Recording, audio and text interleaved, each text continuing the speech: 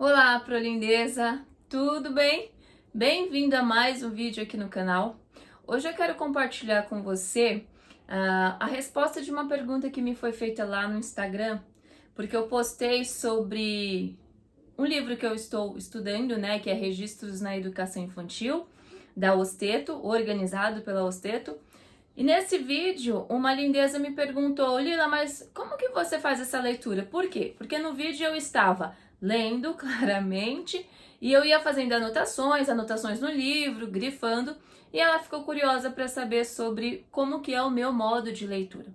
Então, a partir dessa pergunta, eu decidi vir aqui conversar com você sobre como que é a minha leitura, né? Como que eu faço uma leitura eficiente. Eu achei interessante vir compartilhar com você pelo seguinte: a gente encontra muitos livros, né, muitos vídeos, desculpa, falando sobre como fazer uma leitura ativa, como fazer uma boa leitura, mas eu acho importante, como sempre, explicar pelo menos um pouquinho uma base do que é o essencial, né? A base de a leitura, a compreensão de ler.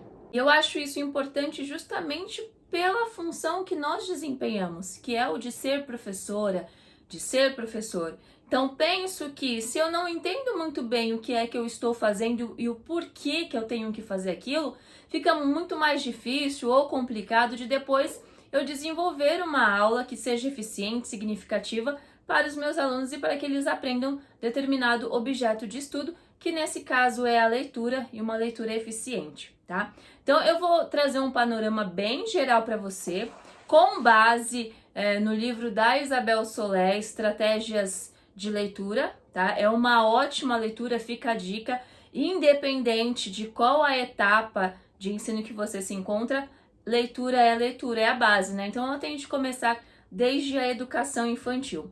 Mas eu acredito que com os pontos que eu vou trazer aqui para você, você já vai ter uma boa reflexão e provavelmente já conseguirá mudar aí algumas coisinhas na sua rotina de leitura, tá? Bem, vamos pensar o seguinte: quando a gente fala de leitura, que é aqui o nosso objeto de estudo, nós precisamos pensar que nós estamos tendo uma interação. Então, nós partimos do princípio de que nós temos uma perspectiva interativa. E essa interação ela deve acontecer entre o leitor e o escritor, correto? Então, eu preciso ali pensar que eu vou conversar com a pessoa, com o autor daquele texto. Isso é muito importante, tá? Assim como o escritor, no momento de escrever o seu texto, ele precisa pensar em para quem que ele está escrevendo, nós, no papel de leitores, precisamos pensar o que é que esse autor quis trazer, qual a mensagem dele aqui, né? Qual o intuito, o objetivo, enfim. Então, vai existir essa interação. E essa interação ela vai perpassar algumas estratégias. Só que antes da gente falar um pouquinho sobre as estratégias, eu preciso pontuar para você 4 pontos que são importantes para um bom desenvolvimento da leitura, né? Porque se faltar um desses pontos que eu vou aqui compartilhar com você, a leitura ela não será eficiente. E esses 4 pontos, eles são essenciais em qualquer etapa. Não significa que seja só para você, professor ou estudante, não. São pontos que eles precisam ser desempenhados lá desde o primeiro ano da alfabetização. Então, o primeiro ponto é: o leitor ele precisa saber conseguir fazer uma boa decodificação, né? Então ele precisa conseguir ler bem sem ter aquela leitura batida, pausada, cantada. Ou, se eu posso te dar um exemplo, sabe as crianças quando elas estão começando a ler e elas começam a leitura. É isso. No início da alfabetização isso é normal, certo?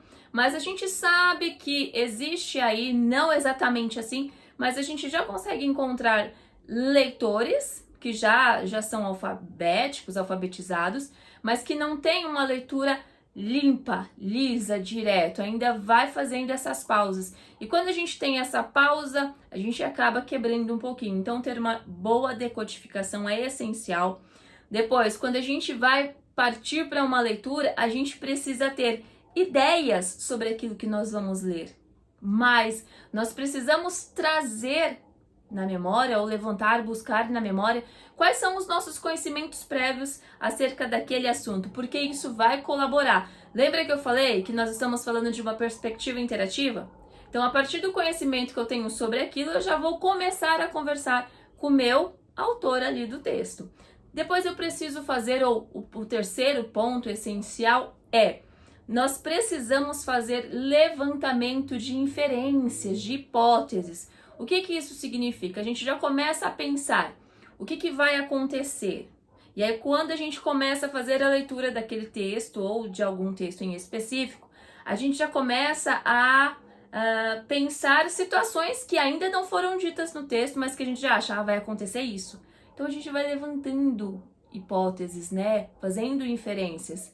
Esse é um ponto essencial, porque aí você começa mesmo a ter essa interação com o escritor. E isso é importante desde a educação infantil, né? Então, mas você fala, mas Lila, na educação infantil a criança não sabe ler? Sim, ela não sabe ler, mas ela tem alguém fazendo a leitura para ela. E, no caso, nós professores, não é mesmo? E nós já podemos ir estimulando, incentivando essa questão de inferência. Quando você pergunta, por exemplo, e aí, o que será que vai acontecer agora com a Chapeuzinho Vermelho? E eles começam a levantar hipóteses, tá? E o quarto ponto essencial é, a gente vai confirmar ou refutar as nossas previsões. Então, quando eu falei, poxa, isso vai acontecer nesse texto, ou ele vai falar tal coisa, conforme a gente vai avançando na leitura, a gente percebe se aquilo tá certo, aí ok, ou, não é isso. Então eu refuto e passo a fazer outro levantamento de previsão. Então esses são os 4 pontos essenciais para qualquer leitor. Aí a gente passa a pensar um pouco sobre as estratégias de leitura, né? Na verdade, as estratégias de compreensão, e aí a gente pode pensar em 3. A primeira estratégia de compreensão é justamente prever o assunto. Sobre o que exatamente esse autor vai falar. Segunda estratégia é fazer essa verificação de está certo ou está errada a previsão que foi levantada. E a terceira estratégia é justamente o início da construção da interpretação. É exatamente assim que a interpretação ela ocorre. Percebe? Então, muitas das vezes a gente fica afoito, inquietos, querendo pensar como que eu vou ensinar a interpretação de texto, mas a gente acaba esquecendo dos pontos que são importantes e dessas estratégias, né? Fazer levantamento de hipóteses e fazer inferências são essenciais para a interpretação do texto. E agora a gente fala um pouquinho sobre os objetivos. É isso mesmo. Quando a gente vai fazer uma leitura, a gente precisa ter um objetivo para o que exatamente eu estou lendo, o que eu busco nesse texto. E de acordo com a Isabel Soler, nós temos aí 9 objetivos, tá? Aqui eu vou apresentar esses 9 objetivos, mas eu vou falar exatamente de qual objetivo eu tenho utilizado para fazer os meus estudos. Percebe? Que é justamente o que eu falei lá no começo do vídeo, que é de responder a lindeza que me fez a pergunta lá no Instagram ou a quaisquer pessoas que tenham essa dúvida. Como é que eu escrevo? Porque, na verdade, como é que eu leio e por que é que eu leio da maneira como eu vou fazendo, e eu vou explicar para você já em breve, tá? Mas vamos lá. Os objetivos de leitura que a gente encontra são... Isso é importante, se você quiser parar, pegar um papel e já fazer uma anotação, é legal pelo menos para a gente já refletir um pouquinho e para a gente pensar, a partir da etapa de ensino que nós nos encontramos, independente de se seja educação infantil, fundamental 2, ensino médio ou quaisquer disciplinas, uma vez que leitura ela é essencial, não é mesmo? A gente pensa, bom, o meu objetivo principal aqui para os meus estudantes é esse. A gente já consegue também pensar nas atividades que a gente pode desenvolver, uma vez que a gente precisa planejar atividades que sejam significativas e que alcancem um objetivo primordial, nesse caso, o objeto de estudo, que é a leitura. Então, o primeiro objetivo que nós temos é Nós lemos para obter uma informação precisa. O que isso significa? Bem, eu não vou explicar os 9 objetivos, porque senão esse vídeo vai ficar muito grande e não é esse o objetivo desse vídeo. Então, se você tem interesse em saber mais sobre os objetivos, eu sugiro que você vá lá no Clube de Estudos.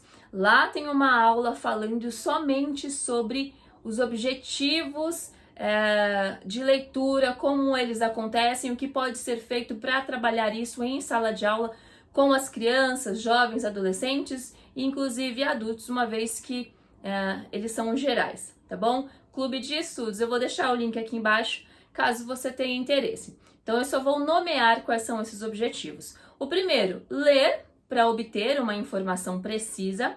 O segundo, ler para seguir instruções. Terceiro, ler para obter uma informação de caráter geral. Ler para revisar um texto, algo que foi escrito por você. Ler por prazer, esse é o melhor. Ler para comunicar um texto. Ler para praticar a leitura em voz alta. Olha só que interessante. E ler para verificar o que compreendeu.